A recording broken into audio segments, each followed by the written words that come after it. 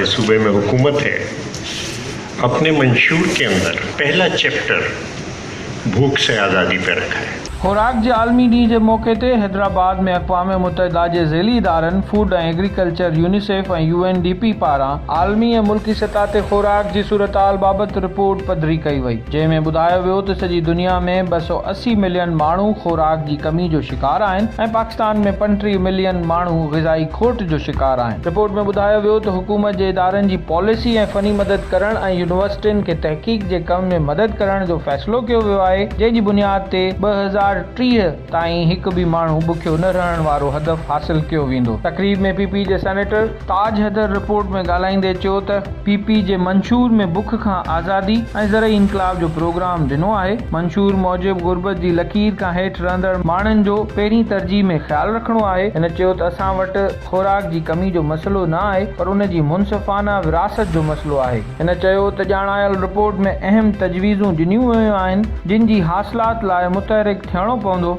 असां चीन जे मुक़ाबले में 2.5 दफ़ा वधीक ज़रई पाणी इस्तेमालु कयूं था, पर उन जे मुक़ाबले में पैदावार घटि हासिल कयूं था।